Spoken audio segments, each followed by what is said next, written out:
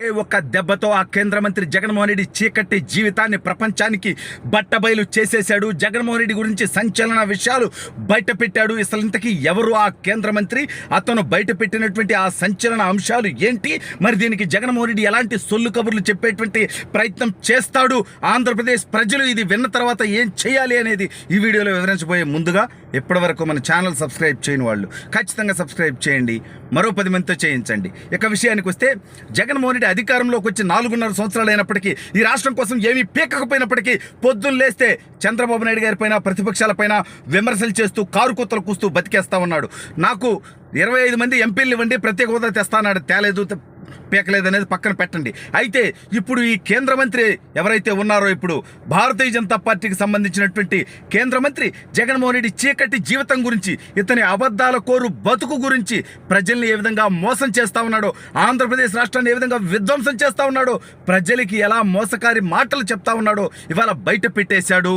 అసలు ఇంతకీ ఎవరయ్యా కేంద్ర మంత్రి అంటే అశ్విని వైష్ణవ్. కేంద్ర రైల్వే శాఖ మంత్రిగా ఉన్నారు. ఈయన జగన్మోహన్ రెడ్డి యొక్క చీకటి బతుకుని, ఇతను ప్రజలకు చెప్పేటప్పటి అబద్ధాలని ఇవాళ బద్దలు కొట్టేస్తూ ఇవాళ బడ్జెట్ ప్రవేశపెట్టేటువంటి సందర్భంగా జగన్మోహన్ రెడ్డి గురించి సంచలన విషయాలు బయటకు పెట్టాడు. ఏందబ్బా సంచలనం అంటారా? ఈ రాష్ట్రానికి విభజన హామీల్లో ఒకటి రైల్వే జోన్. దాన్ని విశాఖపట్నం రైల్వే జోన్గా గత ఎన్నికలకు ముందే కేంద్ర ప్రభుత్వం ప్రకటించింది. అయితే ఇప్పటికీ అది ఆచరణలోకి రాలేదు. రైల్వే జోన్ ఏర్పాటు చేయలేదు.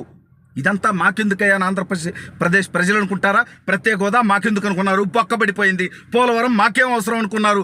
ఎత్తిపోయింది. ఈ రాష్ట్రం కూడా ఎత్తిపోద్దురా స్వామి. దయచేసి మీ బిడ్డల బతుకు, మీ భవిష్యత్తు ఉండాలి అంటే ఖచ్చితంగా ఈ రాష్ట్రానికి ఇచ్చినటువంటి హామీలు నెరవేర్చడం కేంద్రం యొక్క బాధ్యత అయితే, వాటిని సాధించుకోవటం రాష్ట్ర ప్రభుత్వాల యొక్క బాధ్యత అనేది గుర్తుపెట్టుకోండి. అయితే ఈ అశ్విని వైష్ణవ్ గారు ఇవాళ జగన్మోహన్ రెడ్డి గురించి ఇప్పటివరకు ఇతను మోసం చేస్తూ ఉంటాడు కదా, నేను ఆడిపోతున్నా, పోరాటం చేస్తున్నా, వాడు మెడలు ఉంచుతా, తుచుతా అని.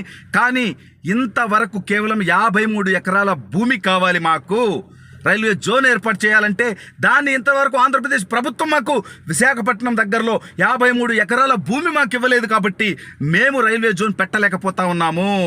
మాకు భూమి లేకుండా మేము రైల్వే జోన్ ఎక్కడ పెట్టాలి అని బయటకు చెప్పడం జరిగింది.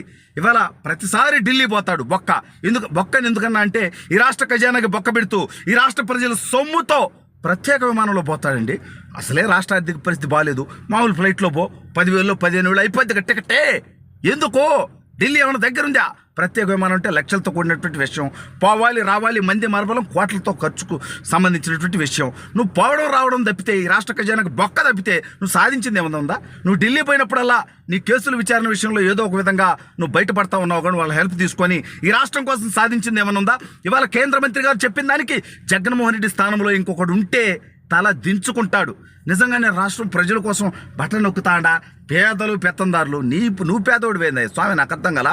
బెంగళూరులో ప్యాలెస్, కడపలో ప్యాలెస్, పులివెందుల్లో ప్యాలెస్, తాడేపల్లిలో ప్యాలెస్, హైదరాబాద్లో ప్యాలెస్, ఇప్పుడు విశాఖపట్నంలో కొత్త ప్యాలెస్ 500 కోట్లకు పైగా ఖర్చు పెట్టి ఇన్ని కోట్లాది రూపాయలు ప్యాలెస్లు ఉండేటువంటి నువ్వు పేదోడివా?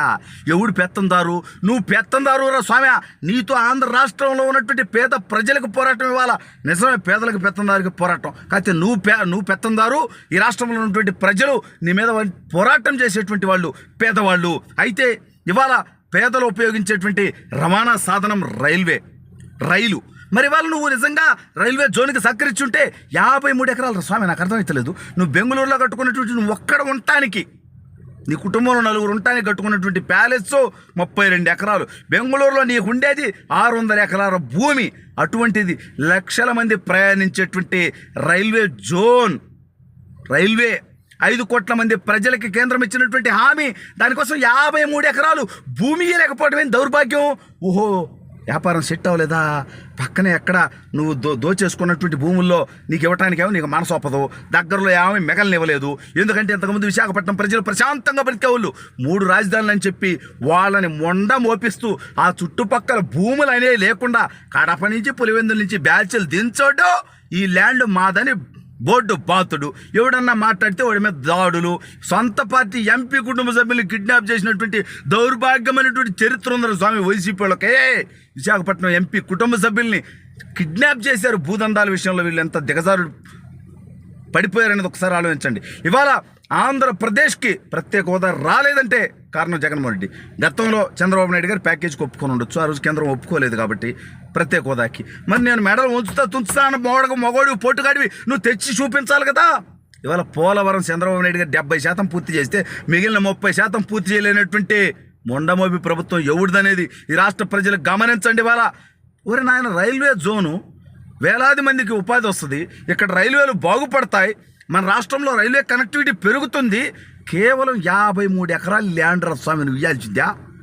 53 ఎకరాల ల్యాండ్ ఇవ్వకుండా ఆంధ్రప్రదేశ్ రాష్ట్రానికి రైల్వే జోన్ రాకుండా ద్రోహం చేసినటువంటి వ్యక్తిగా జగన్మోహన్ రెడ్డి మిగిలిపోయాడు. ఇవాళ కేంద్ర మంత్రి బయట పెట్టాడు, ఇది నేను విమర్శ చేస్తున్నది కాదు. మరి ఆ కేంద్ర మంత్రిని కూడా తిట్టేటువంటి దమ్ము మీకుందా? వాళ్ళ జోలికి పోలేరు స్వామి, వాళ్ళ జోలికి పోతే నీ డిక్కి కింద ఉండేటువంటి కేసుల్లో నేను లోపలికి పంపిస్తారు కదా.